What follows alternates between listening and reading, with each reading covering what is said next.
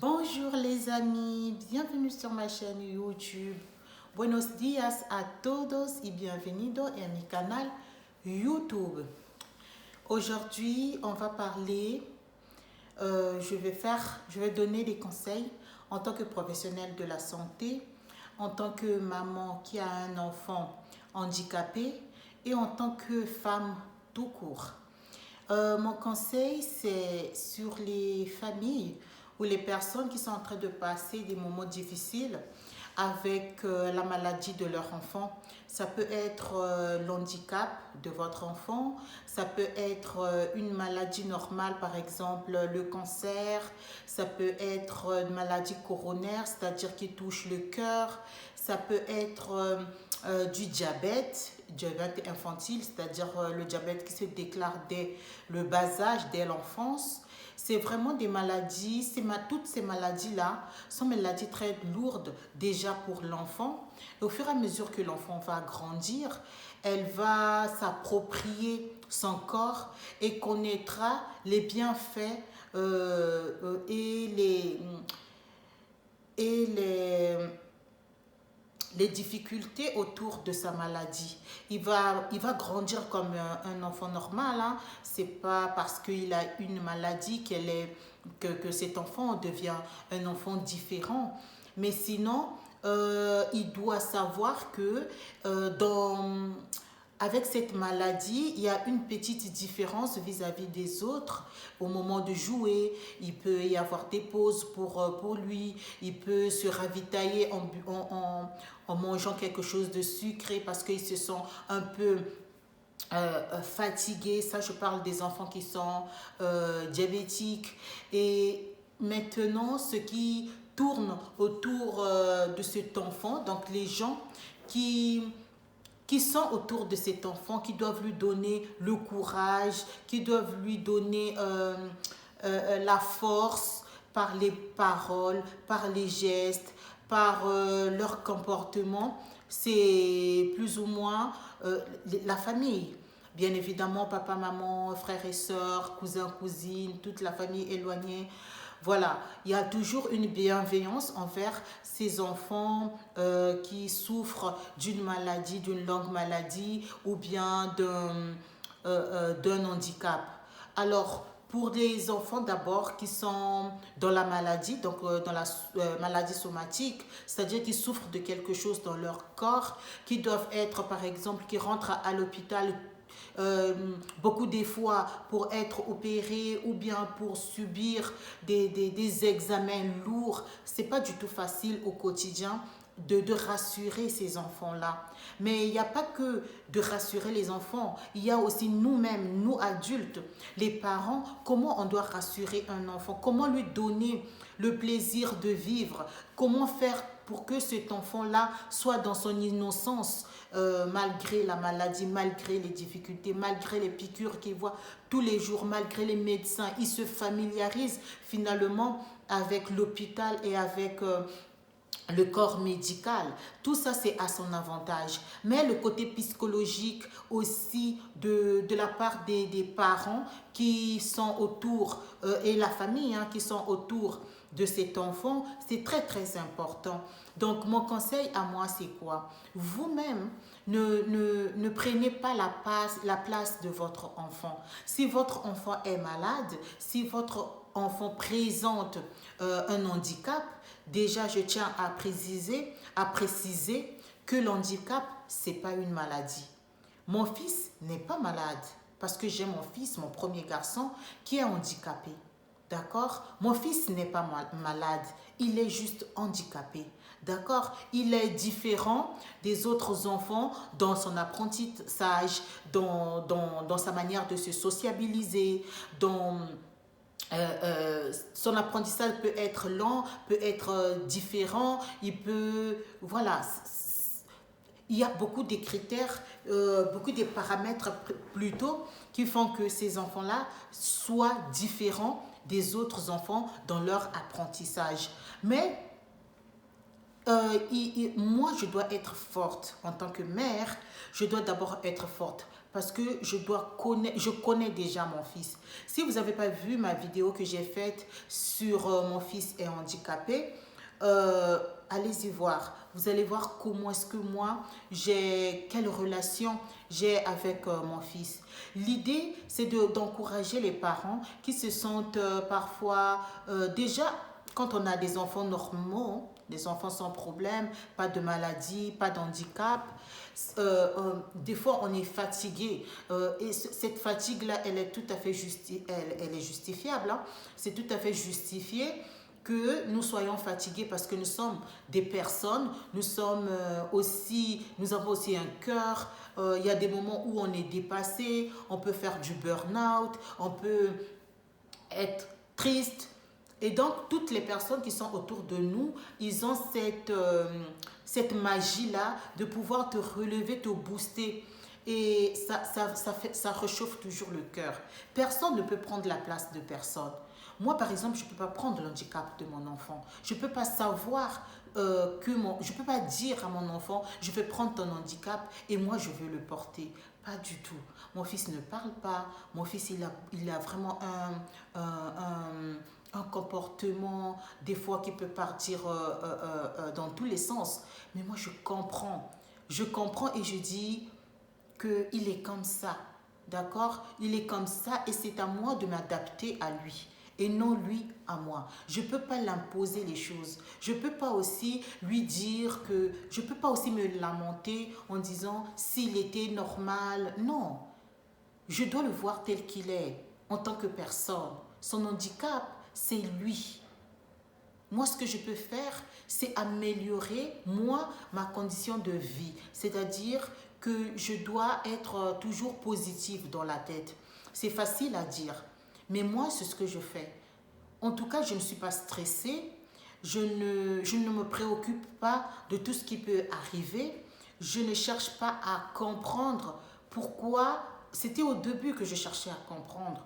Mais aujourd'hui, je cherche à comprendre comment est-ce qu'on doit écouter les enfants qui ont un problème de handicap, qui cherchent qu'ils soient aimés, compris avec leurs différences.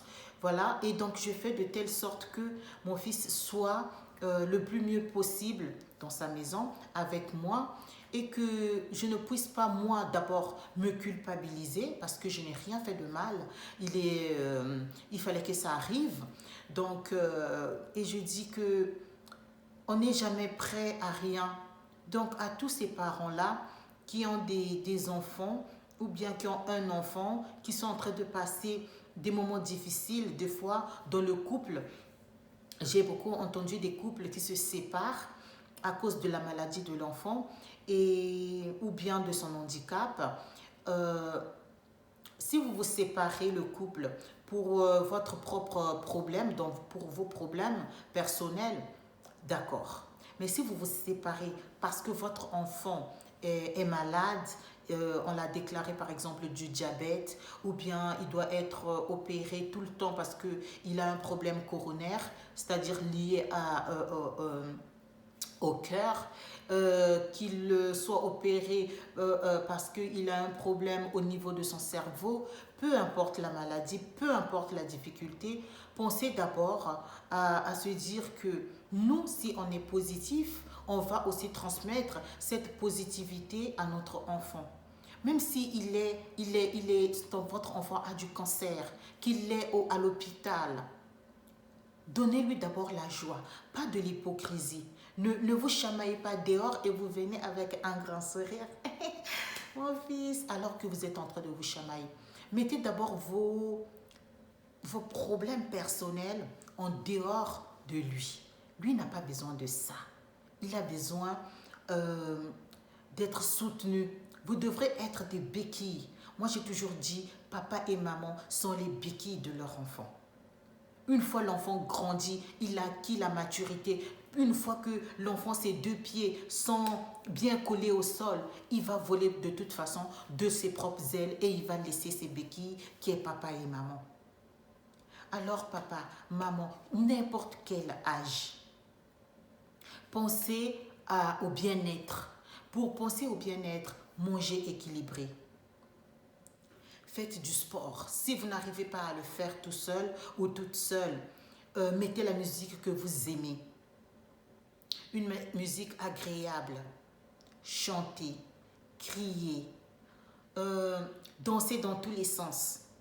C'est une manière de se dépenser. Peut-être ce n'est pas du sport proprement dit, mais c'est une manière de se dépenser. Et une fois qu'on se dépense, on sécrète une certaine, des hormones qu'on appelle l'hormone du plaisir, qui va faire que dès que tu arrives dans la salle, dans la chambre de ton enfant qui est hospitalisé, ce qu'il reçoit, ce qu'il voit à première vue sur ta face, c'est cette lumière. Même si tu ne souris pas, même si tu ne montres pas tes 32 dents, mais c'est une lumière, il sent que ma mère, elle est apaisée. Ma mère, ou bien mon père, ils sont apaisés. Ils me regardent avec les yeux d'amour, pas remplis de haine envers l'autre parce que l'autre, il est parti. Pas remplis de méchanceté. Les enfants, ils comprennent, même le langage non verbal. Ça veut dire que tu n'as rien dit, mais le fait de t'asseoir, parfois tu es éloigné de ton enfant, le fait de parler avec le père de ton enfant, même si vous êtes plus en couple, d'une manière comme s'il était le coupable. Non. Soyez positif. Et je sais que c'est très difficile d'instaurer cette positivité-là quand tout ne va pas.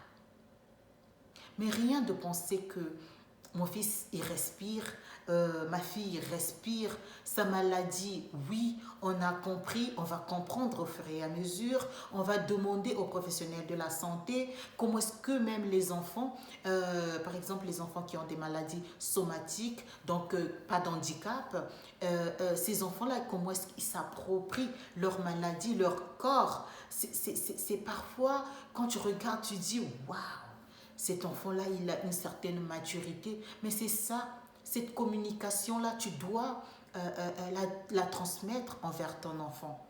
Tu ne dois pas compter sur les gens qui sont tout autour. Ces gens-là, ils sont là pour t'apporter leur aide, mais l'aide ne doit pas être comme de la torture. Tu ne dois pas te torturer parce qu'un tel n'est pas là. Donc, ça veut dire que moi, je ne peux pas. Bien sûr que tu peux. Tu as des épaules pour. La positivité, c'est très important. Moi, malgré les problèmes, malgré les difficultés, malgré les jours des fois où qu'il n'y a que des mauvaises nouvelles, je dis, j'ai des enfants. J'ai un enfant qui doit... Mon fils, il sourit tout le temps. J'ai un enfant que je dois sourire, que je dois communiquer ma joie de vivre. Pas être dans l'excès, pas être là à sourire ou à sauter n'importe comment, non. C'est-à-dire que intérieurement, je dois penser que je dois d'abord penser à moi. C'est-à-dire que si moi, je suis bien, dans mon fort intérieur, ça veut dire que ce qui va dégager au dehors, ça sera que du positif, que de la lumière, même s'il n'y a pas le soleil. Mais la lumière, elle est là. Elle est là. Il y a l'harmonie dans la maison. Tu fais ce que tu peux, quoi. Tu n'es pas obligé de satisfaire tous tes besoins. Mais le premier besoin que tu dois satisfaire, c'est le besoin intérieur, c'est-à-dire l'estime de soi. Se dire que oui, les problèmes, ça n'arrive jamais aux montagnes.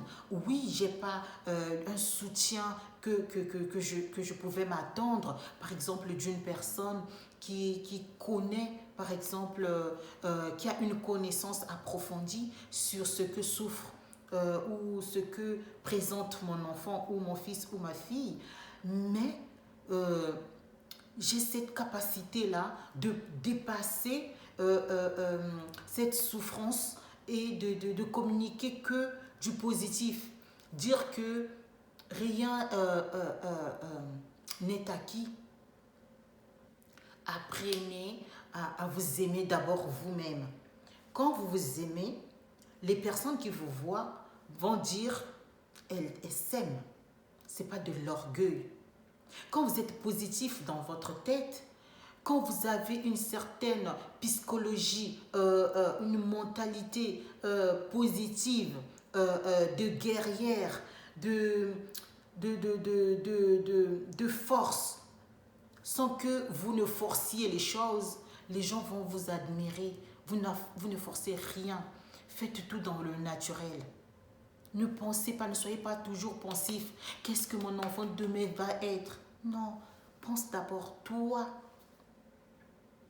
Qu'est-ce que moi je vais être? Si mon fils, par exemple, ne voit pas un reflet de miroir envers moi, de positivité, qu'est-ce qu'il sera?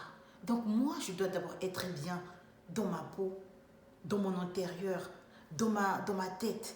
Je dois d'abord être bien. Ça passe dans tout, dans tout. Ce que tu manges, ce que tu bois, les gens qui t'entourent, quelles pensées les gens ont.